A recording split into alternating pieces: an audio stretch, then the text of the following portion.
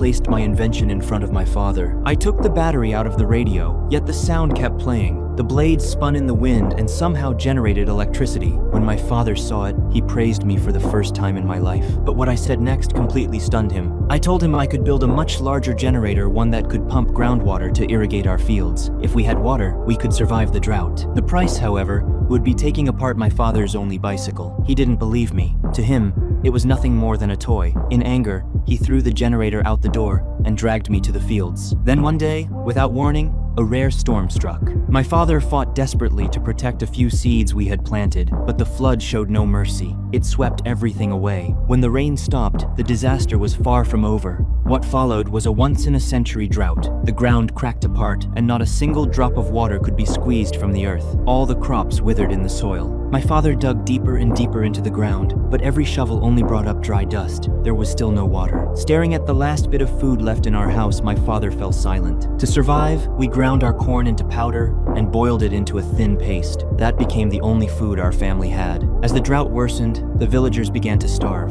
Hunger stripped away people's humanity. Someone broke into our home and stole every bit of food we had. When my mother saw the empty storage room, she completely broke down. Thankfully, the government stepped in and began selling grain at low prices. My mother spent all of our savings and sent me to buy food. When I arrived, I was stunned. Refugees had come from every direction. I fought my way through the crowd and somehow managed to grab 40 kilograms of grain. Looking at the pile of food, my father said he hoped it would last a long time. From that day on, we could only afford to eat once a day. Then I found a bicycle near my home. When the wheel turned, the headlight lit up. That beam of light sparked something in my mind. I decided I would build a generator to pump groundwater and fight the drought. But without electricity, it seemed impossible. That afternoon in physics class, I held on to every word the teacher said like it was my last hope. But before the bell even rang, I was expelled from school. There was only one reason. My father couldn't afford the tuition anymore. The entire village was struggling through the drought. Every penny was spent on food. Education had become meaningless, but I refused to give up, because this was the only way for my family and me to survive.